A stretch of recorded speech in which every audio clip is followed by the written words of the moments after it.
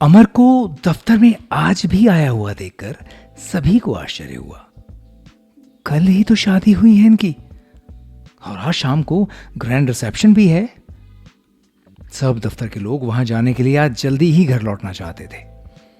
काम के प्रति अमर की निष्ठा से सभी परिचित हैं और माना कि कुछ नए नए बड़े बड़े प्रोजेक्ट्स अमर ने हाथ में लिए हैं, पर विवाह भी तो नया है, और वो भी प्रेम विवाह, जिसे माता पिता ने बड़ी धूमधाम से और विधिवत संपन्न किया है।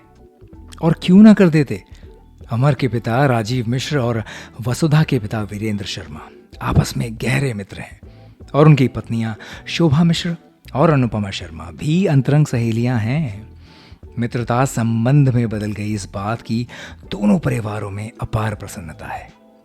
अमर और वसुधा बचपन में ही साथ साथ खेले और बड़े हुए।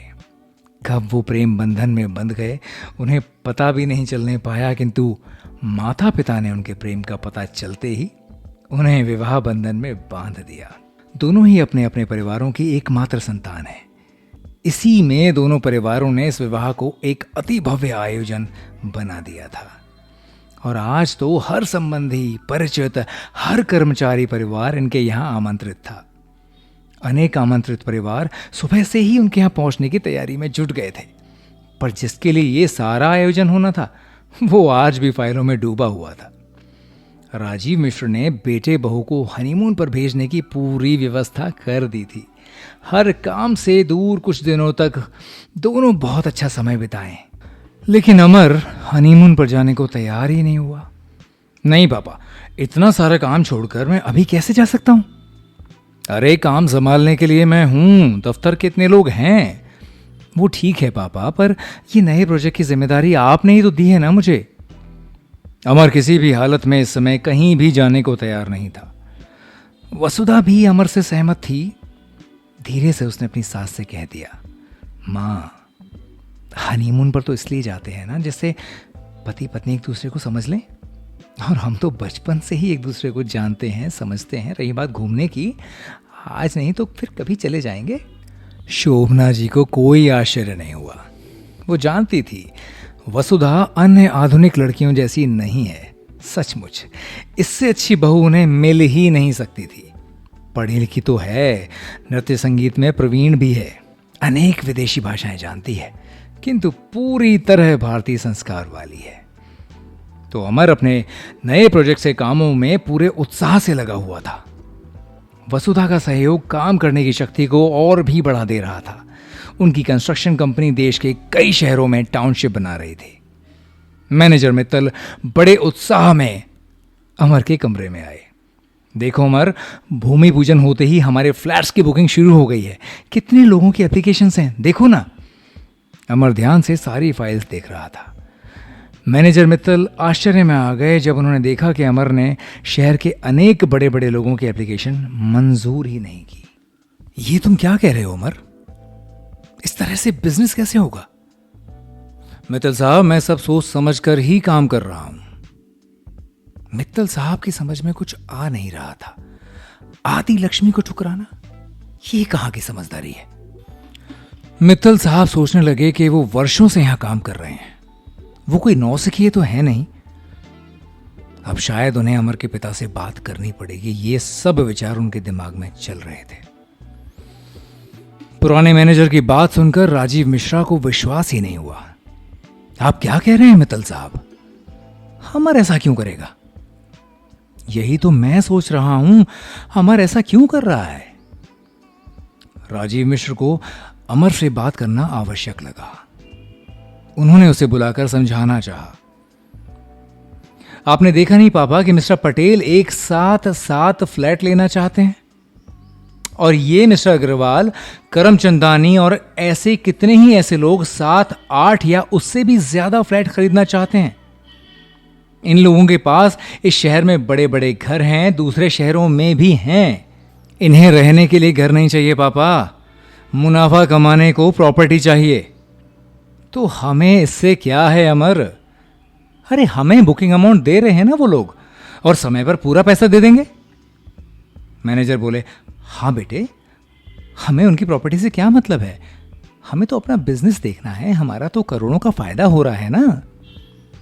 राजीव बोले, तो पापा आपने इतनी मेहनत से ये कंस्ट्रक्शन कंपनी बनाई है ना, और निर्माण करने के लिए बनाई है। हाँ अमर, हम भी तो वही कह रहे हैं, हमारा काम कंस्ट्रक्शन करना है। जी पापा, हमारा काम कंस्ट्रक्शन करना है, तो मैं ये डिस्ट्रक्शन कैसे होने दूं?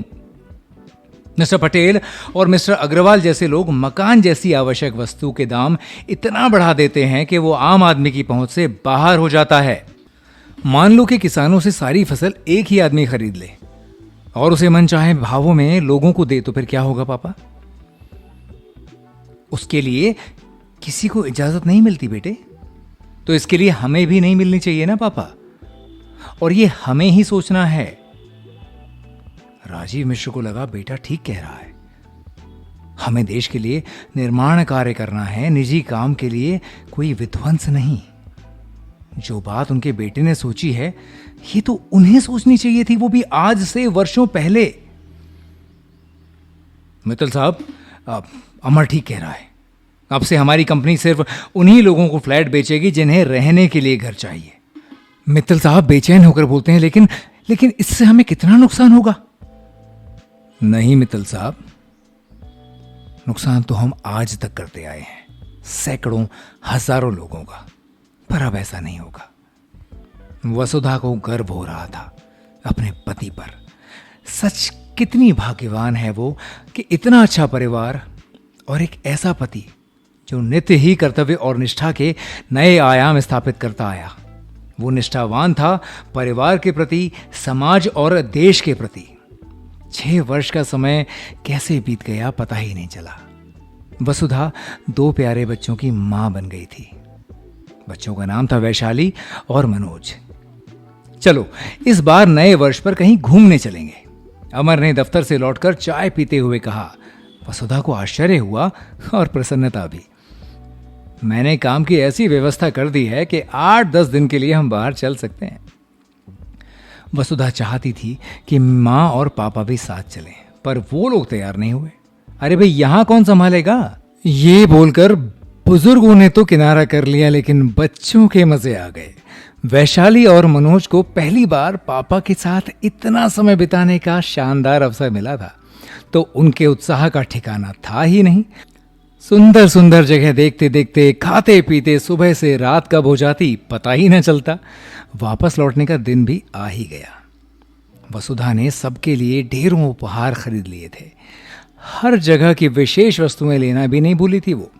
और अमर ने परिवार के साथ बिताए जाने वाले हर क्षण को कैमरे में कैद कर लिया था। सब हंसी खुशी घर की ओर लौट रहे थे।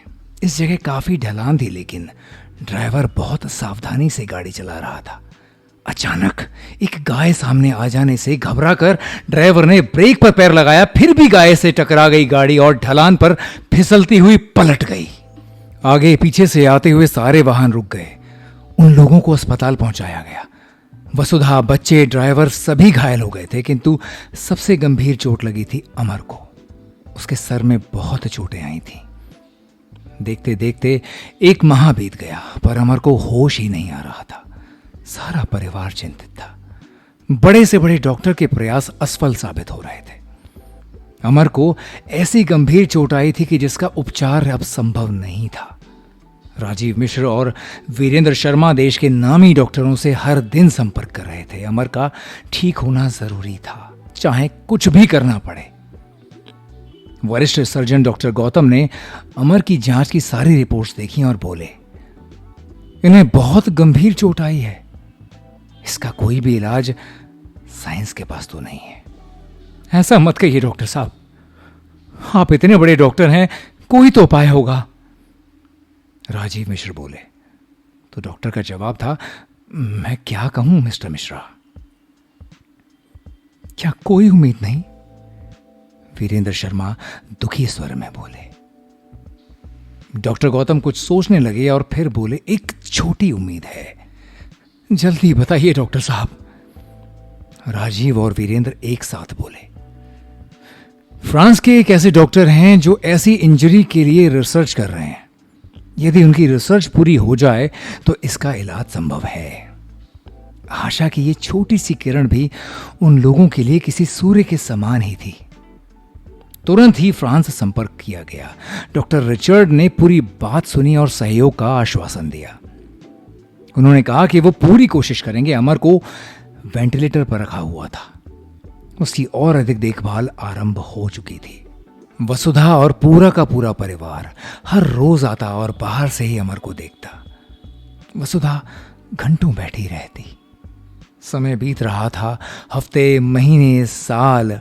वसुधा लेकिन हर रोज अमर की पसंद के फूल लेकर आती और उसके पास बैठी रहती। बच्चे भी अब बड़े हो रहे थे, संसार के सारे काम चल रहे थे, किंतु वसुधा का ध्यान कहीं नहीं था। वो अमर के कमरे के बाहर बैठी हुई शीशे में से लगातार अमर को देखती रहती।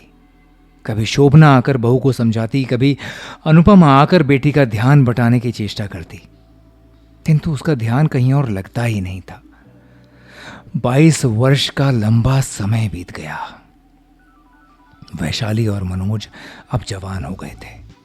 वसुधा के बालों में सफेदी आ गई थी, किंतु वो उसी तरह निरंतर हाथों में फूल लिए अमर के होश में आने की प्रतीक्षा करती रहती। एक दिन समाचार मिला कि इस इंजरी का इलाज निकल आया है, रिसर्च पूरी हो गई है, किंतु डॉक्टर रिचर्ड अब नहीं रहे। उनकी बेटी समांथा ने यह काम पूरा किया है।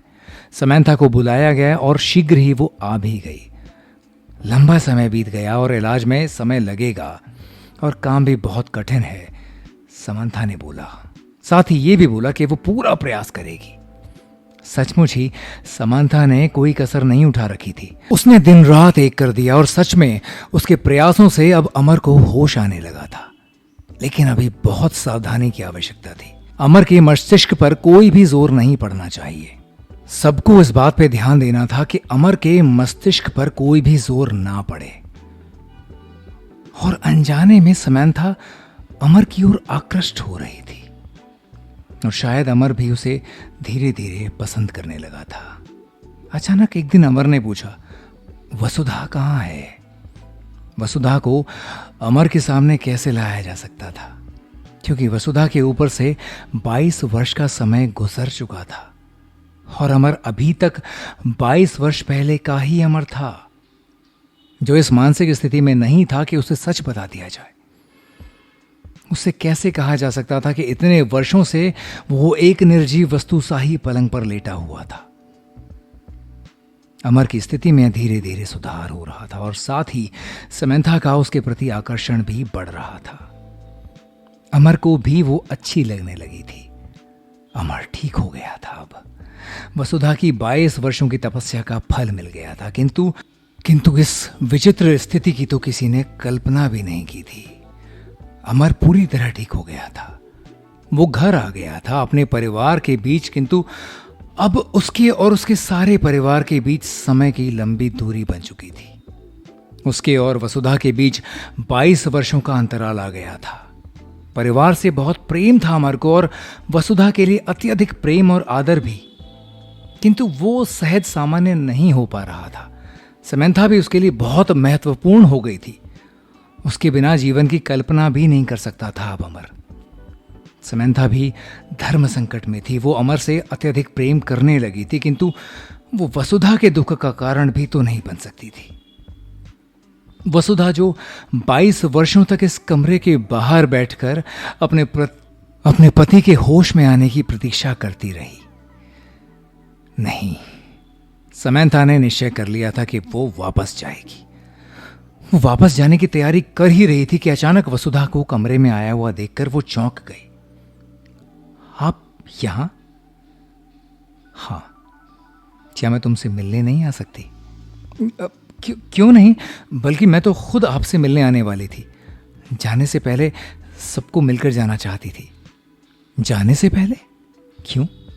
कहां जा रही हो तुम? वापस अपने देश। हम सबको छोड़कर? अमर को छोड़कर? समांथा कुछ बोल ही नहीं सकी। तुम कहीं नहीं जाओगी। मैं जानती हूं तुम अमर से प्रेम करती हो और वो भी तुमसे उतना ही प्रेम करते हैं, पर वो आपके पति हैं। उनके ऊपर केवल आपका अधिकार है। आप उनकी जीवन संगिनी हैं। तुमने उन्हें नया जीवन दिया है समंथा। उनके ऊपर तुम्हारा अधिकार मुझसे कहीं अधिक है। देखो, मैं तुम्हें कहीं जाने नहीं दूंगी। वसुधा ने बार बार आग्रह करके समंथा को रोक ही लिया। अमर को आश्चर्य हो रहा था। वसुधा के प्रति उसका आदर भाव और भी बढ़ गया था। शोभना जी और अनुपमा उसके इस निर्णय पर आश्चर्यचकित थीं। शोभना जी ने उसे समझाना चाहा, ये तुम क्या कर रही हो वसुधा? अपने पति को एक पराई स्त्री को सौंपना चाहती हो? उस पति को जिसे वापस लाने में 22 वर्षों की प्रतीक्षा है तुम्हारी। मां, हमारे देश की स्त्रियां तो अपने उस पति की प्रतीक्षा में सारा जीवन बिता देती हैं जिसके बारे में वो जानती हैं कि वो कभी वापस नहीं आएगा। फिर अमर तो जीते जागते मेरे सामने हैं। मैं उन्हें हर तरह से प्रसन्न देखना चाहती हूं मां। वसुधा की बात का किसी के पास कोई उत्तर नहीं था और विरोध करने का साहस भी नहीं। समंथा उस परिवार का हिस्सा बन चुकी थी। वसुधा ने अपने हाथों से अत्यधिक आदर से देखती हुई समंथा का श्रृंगार किया। वसुधा की ओर समंथा देखकर सोच रही थी, धन्य है भारत की नारी। जो कुछ वसुधा ने किया या वो कर रही है, ऐसा विश्व में कहीं और नहीं, सिर्फ भारत में हो सकता था। ऐसे ऑडियो स्टोरी सुनने के लिए हमारे चैनल लेट्स एक्सप्रेस को लाइक, शेयर और सब्सक्राइब करना ना भूलें।